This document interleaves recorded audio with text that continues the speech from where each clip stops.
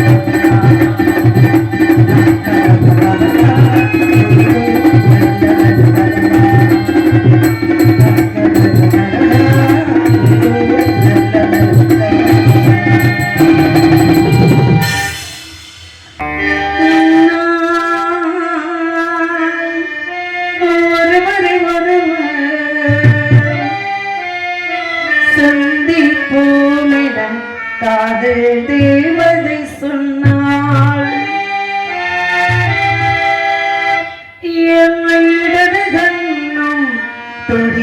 தேவதை உன்னை கண்டேன்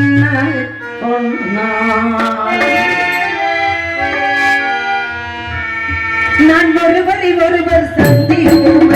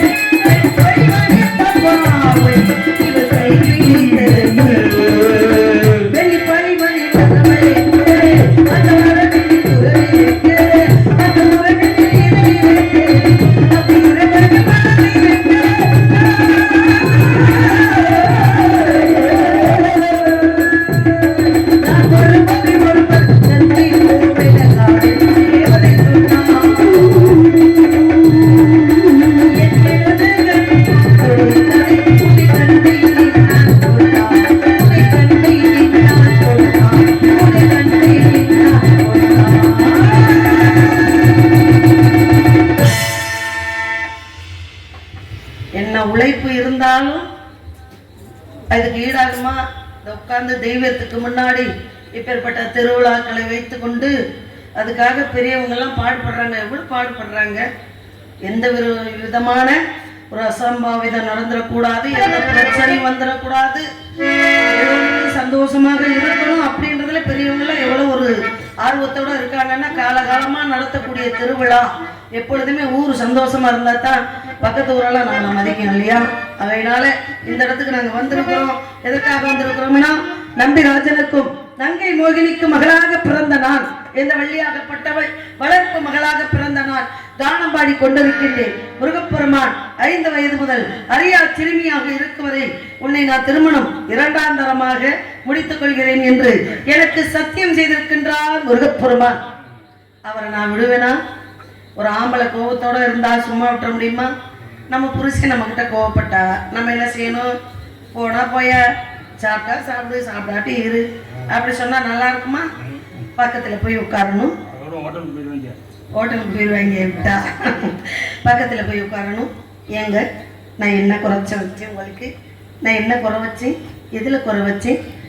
அன்னத்துல குறை வச்சனா, இல்லை கிண்ணத்துல குறை வச்சனா, எண்ணத்துல குறை வச்சனா அப்படின்னு அவரை எப்போதுமே ஆசுவாசப்படுத்தி அவர் பக்கத்துல உட்கார்ந்து அவர் பாசத்தோட நேசத்தோட என்னை விட்டு போகாதீங்க, உங்களுக்காக நான் இருக்கேன், எனக்காக நீங்க இருக்கிறீங்க, நம்ம இருவருக்காக குழந்தைங்க இருக்கு, நம்ம குழந்தைங்களுக்காக நம்ம குடும்பமே இருக்கு அப்படின்னு ஆண்களை கோவிச்சுக்கிட்டு இருந்தாலும் பெண்கள் கட்டிய கணவனை சரி பண்ணி வச்சுக்கணுப்பா.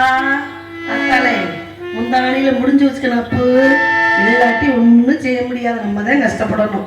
ஆகையினால காலையில எந்திரிச்சு என்ன பண்றீங்க நீங்க எல்லாம்? ஒரு வேளை மட்டும் செய்யுங்க. என்னங்க பிடிக்கிறேன்னே, ஒரு வேளை காலையில எந்திரிச்சு பெண்கள்லாம் என்ன செய்யணும் 5 மணிக்கு எந்திரிக்கணும். ஆமா, சட்டி முட்டியெல்லாம் கழுவணும் இல்லையா? விளக்கு மரம் எடுத்து வாசல்லாம் கூட்டி பெருக்கி அடுப்பங்கரையெல்லாம் அள்ளி அதெல்லாம் செஞ்சாங்க. ஏன்னா காலையில எந்திரிச்சு என்ன செய்யணும்? கோலம் போடணும். அம்மா பிள்ளைங்களுக்கு புருஷனுக்கு எல்லாம் பங்கு பண்ணுவதற்கு முன்பாக என்ன செய்யணும் அப்படின்னா 5:30 மணிக்கு எந்திரிக்கணும் தான். நம்ம புருஷன் தூங்குவார். அப்போ என்ன பண்ணுறது தெரியுங்களா? பக்கத்தில் போய் உட்கார்ந்து அவர் நல்லா அசந்து தூங்குவார். நம்ம போய் என்ன செய்யணும்? அவருக்கே தெரியாமல் ஆமாம் கால் பக்கத்தில் உட்காந்துக்கணும். கால் பக்கத்தில் உட்காந்துட்டு அந்த காலை மெல்ல மெல்ல மெல்ல மெல்ல அந்த முட்டிக்கு கீழேருந்து பாதத்திலிருந்து பிடிச்சி விட்டு பாருங்களே. அவ்வளோ போகக்கூடாது. எதுக்கு சொல்றேன் அப்படின்னா, மகாலட்சுமி என்று சொல்லக்கூடிய நம்ம ஆத்தா எங்க உட்கார்ந்து இருக்கிறா? மகாவிஷ்ணு கிட்ட காக்கும் கடவுள் என்று சொல்லக்கூடிய காலுகிட்ட உட்கார்ந்து இருக்கா. நம்ம புருஷமார்களை நம்ம கால் அமைக்கி விட்டு பாருங்களே, அந்த மகாலட்சுமி வந்து குடிகொண்டு உட்கார்ந்துருவா. நம்ம கிட்ட எல்லா செல்வங்களும் நம்மளுக்கு கொடுப்பா. கட்டிய கணவனுக்கு கால் அமுக்குனா மகாலட்சுமி அம்சம் கண்டிப்பாக கிடைக்கும். நம்ம வீட்டுல செல்வம் கொலிக்குமத்தான், அதை புரிஞ்சுக்கோங்க. பள்ளி இப்படி சொல்லுதே அப்படின்னு தப்பா நினைக்காதீங்க, உண்மையை செய்யுங்க. அதே மாதிரி தான் பொண்டாட்டியே எந்த ஆம்பளைங்க எந்த புருஷனா இருந்தாலும் கொண்டவன் சரியா இருந்தா கூரை ஏறி மாடு மேயுமா. நம்ம புருஷன் நம்மளை விட்டு கொடுக்காம எந்த இடத்துல இருக்காங்களோ அந்த பெண்ணுக்கு தாங்க கௌரவம் இருக்கும், அந்த பெண்ணுக்கு தாங்க எல்லா சந்தோஷமும் கிடைக்கும். நம்ம கணவன் நம்மளை விட்டு கொடுத்து பேசினா நம்மளுக்கு எவ்வளவு வேதனை இருக்கும் மனசுல. ஆகையினால எப்பவும் சொல்றப்ப நம்ம மனைவிய விட்டு கொடுத்து ஒரு இடத்துலயும் பேசுறாதீங்க. அவளை எப்போதுமே தலையில தூக்கி வச்சுக்கோங்க. ஏற்கனவே ஒரு ஆள் தூக்கி வச்சிருக்காரு. யாரு? சிவபெருமான வச்சிருக்காரு, பொம்பளையத்தானே வச்சிருக்காரு. நம்ம கொண்டாட்டி நம்ம தலையில் தூக்கி வைக்கணுங்க. அப்பத்தான் நம்ம குடும்பம் நல்லா இருக்கும். இதெல்லாம் நான் கேட்டுக்கிறேன் உங்ககிட்ட. ஆகையினால நான் முருகனை மனசுக்குள்ள எப்படி வச்சிருக்கேன் தெரியுங்களா? சொல்லுவேன்.